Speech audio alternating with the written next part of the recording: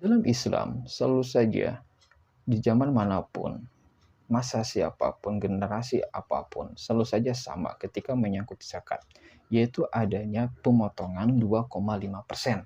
Itu pun diketahui tidak semua orang harus mengeluarkan. Ini sungguh sangat berbeda sekali dengan apa yang terjadi dalam Kristenan.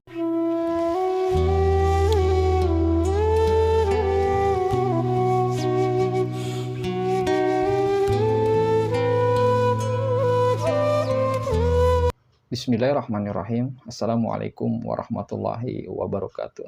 Kaum muslimin dan muslimah dimanapun Anda berada, saat ini Anda sedang menonton channel Apologetika Islam, di mana channel ini merupakan channel kedua saya, sedangkan channel pertama adalah Akademik Kristologi. Dan jika menurut Anda itu bermanfaat, kedua channel saya, yaitu Akademik Kristologi maupun Apologetika Islam, silakan di-subscribe, like, di-share, dan berikan komentar yang positif. Saat ini kita akan membahas mengenai adanya apa sih yang harus dilakukan ketika seseorang itu memilih salah satu agama. Namun yang pasti bahwa ajaran yang berasal dari Tuhan itu tidak akan mengalami perubahan dan tidak akan mengalami perevisian. Berarti hal itu bisa diaplikasikan oleh manusia manapun, oleh zaman di manapun. Seperti itu. Nah, mengenai masalah hal kekristenan, teman-teman, ketika seseorang menjadi penganut agama Kristen, maka kewajiban di antaranya yang harus dia lakukan yaitu melakukan pembayaran. Pembayaran menyangkut perpuluhan. Perpuluhan di sini yaitu maksudnya adalah 10%. Meskipun ada pula yang menyatakan secara tidak langsung bahwa perpuluhan itu bukan 10%, tetapi 20%.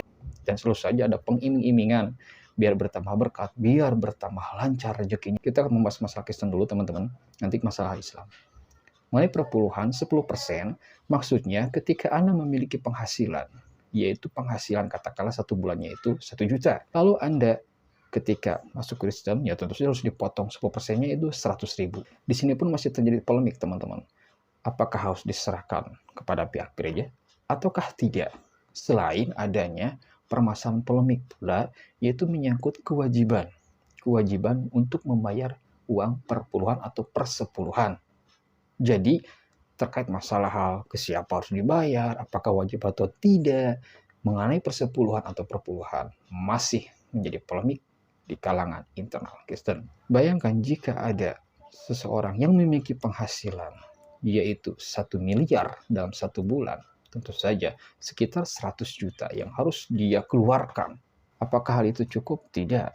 Ada lagi, di antaranya yaitu buah sulung. Terkait masalahan buah sulung, saya sendiri belum mendapatkan harus berapa banyak sih. Harus berapa banyak, harus berapa persen dari apa yang dia dapat, seperti itu. Belum lagi adanya kas gereja, kas diakonia.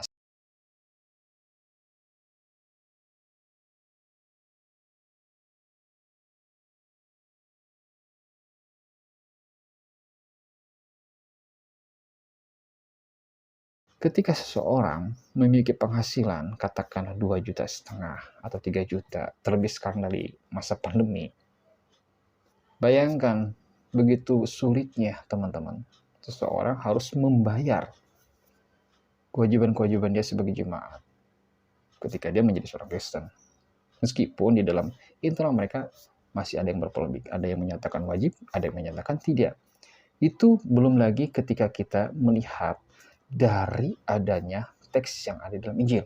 Anda bisa membuka pada Matius pasal 22 ayat 21, di mana di dalam ayat ini dituliskan seperti ini. Jawab mereka, gambar dan tulisan Kaisar. Lalu kata Yesus kepada mereka, berikanlah kepada Kaisar apa yang wajib kamu berikan kepada Kaisar, dan kepada Allah apa yang wajib kamu berikan kepada Allah. Di dalam ayat Matius pasal 22 ayat 21 yang diklaim sebagai pernyataan Yesus, di sini dinyatakan ada pembayaran yang harus dibayar, yaitu pembayaran yang merupakan sebagai kewajiban warga negara, yaitu pajak kepada pemerintah, sedangkan satu sisi itu harus membayar pula sebagai kewajiban, yaitu kepada Tuhan. Kami telah menyampaikan terkait adanya pembayaran-pembayaran yang harus dibayarkan oleh pihak jemaat, terlepas apakah wajib ataupun tidak ya, karena masih berpolemik di internal mereka. Itu harus dilakukan oleh pihak umat Kristen. Sekarang masa pandemi, bagaimana seseorang bisa mengalami kesejahteraan hidup ketika dia satu sisi mendapatkan penghasilan yang sedikit, tetapi apa yang dikeluarkannya pun begitu banyak. Belum lagi memenuhi kebutuhan keluarga.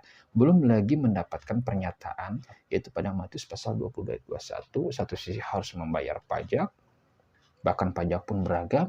Lalu, dengan adanya banyaknya pembayaran itu, apakah hal itu mampu mensejahterakan dari adanya jemaat Kristen sendiri? Jadi jika Anda ingin masuk ke dalam agama Kristen, maka siap-siaplah Anda harus melakukan banyak pembayaran ini itu sebagaimana yang saya sampaikan. Lalu bagaimana dengan Islam? Nah, di dalam Islam kita mengenal adanya zakat, infak, sedekah. Di dalam Islam selalu saja di zaman manapun, masa siapapun, generasi apapun, selalu saja sama ketika menyangkut zakat, yaitu adanya pemotongan 2,5%. Itu pun diketahui tidak semua orang harus mengeluarkan. Ini sungguh sangat berbeda sekali dengan apa yang terjadi dalam jika di dalam kekristenan itu Anda memiliki penghasilan harus membayar uang 100.000 per sepuluhannya dari penghasilan Anda 1 juta. Sedangkan dalam Islam bukan 10%, tetapi 2,5% teman-teman. Dan tidak hanya itu, di dalam Islam pun ya adanya haul, adanya nisab, adanya kadar sendiri, dan orang-orang yang menerimanya pun dari zakat itu pun jelas ada 8. Sedangkan masalah hal infak, masalah hal sodako itu berdasarkan kesukarelaan. Sedangkan di dalam kekristenan masih bingung pihak mereka apa yang terjadi. Di antara mereka ada yang menyatakan wajib, ada yang menyatakan sebuah kesukarelaan. Nah, di dalam Islam yang wajib itu hanyalah mengenai zakat, dan itu pun ada tata caranya dan jelas siapa yang menerimanya. Sedangkan infak, sedekah itu hanya sebuah bentuk kesukarelaan dari umat Islam sendiri. Menurut Anda, ajaran manakah yang benar-benar berasal dari Tuhan, dan ajaran manakah yang mampu memberikan keringanan kepada para pemeluknya? Apakah Kristen ataukah Islam? Tentu saja Anda bisa menilainya sendiri. Yang pasti, sebuah ajaran yang berasal dari Tuhan itu tidak akan pernah terjadi sama sekali polemik di dalamnya, di mana aturan yang ada selalu sama.